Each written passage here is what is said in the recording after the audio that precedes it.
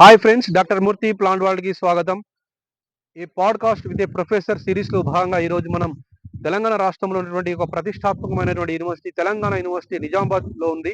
ఆ యూనివర్సిటీలో department of బయోటెక్నాలజీలో senior professor గా ఉన్నటువంటి డాక్టర్ మహేందర్ ఐలెన్ గారితో ఈ రోజు పాడ్కాస్ట్ ఉంటుంది. మహేందర్ గారు చాలా సీనియర్ ప్రొఫెసర్. మనకి గత 2 దశాబ్దాలుగా చాలా విదేశాల్లో కూడా రీసెర్చ్ చేశారు.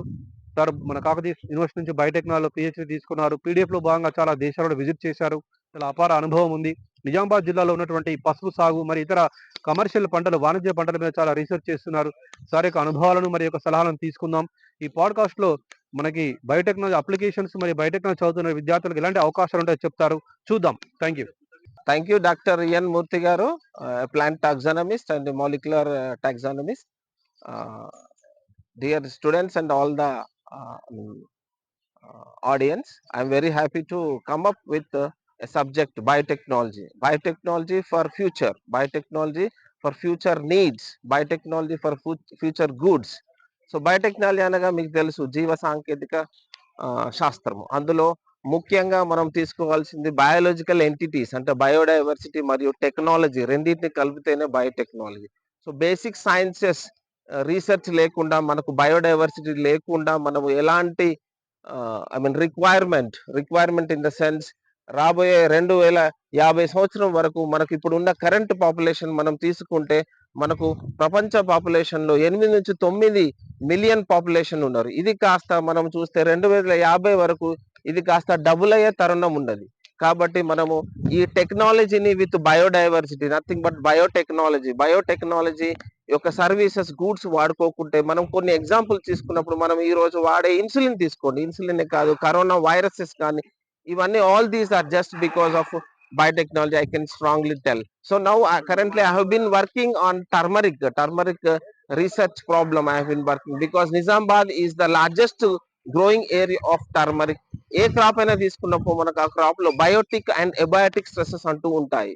ఆ బయోటిక్ ఎబయాటిక్ స్ట్రెసెస్ లో మనము ట్రెడిషనల్ బ్రీడింగ్ టెక్నిక్స్ ద్వారా చేస్తే మనకు చాలా స్లోగా వంగడాలు వెరైటీస్ వస్తాయి.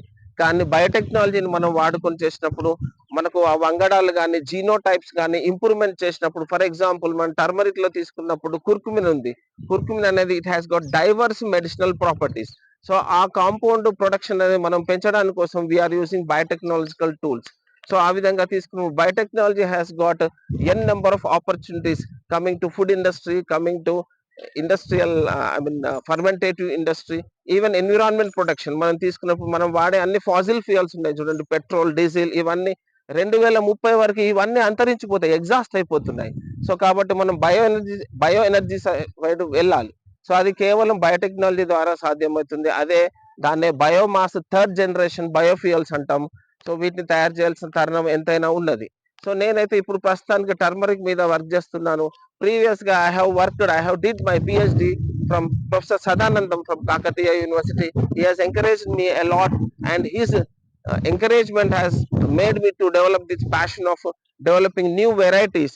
Because మనం ఇప్పుడు చూస్తున్నప్పుడు ఈ వెస్టర్న్ పీపుల్ చూడండి, మీరు యుఎస్ఏ కానీ యూకే కానీ అక్కడ ఉండే ఇప్పుడు 65% of food products are GM crops. However there are some regulatory affairs are associated with GM crops. కానీ మనం దాన్ని ఓవర్కమ్ చేయడానికి కోసం ఈ మధ్య జీనోమేటింగ్ అని వచ్చింది. So technology has gut both faces, positive and negative faces ఉన్నాయి. సో మనము ఆ పాజిటివ్ వేస్ ని తీసుకుంటూ మనము ఇందులో ఉండే ప్రాబ్లమ్స్ ను ఓవర్కమ్ చేస్తూ ముందటికి వెళ్తే నేను అనుకుంటాను biotechnology has got very good future and you people can become billionaires in coming years. And I hope that you will meet me personally if required in terms of biotechnology and its developmental for the goods and services and for the environment protection. Thank you very much.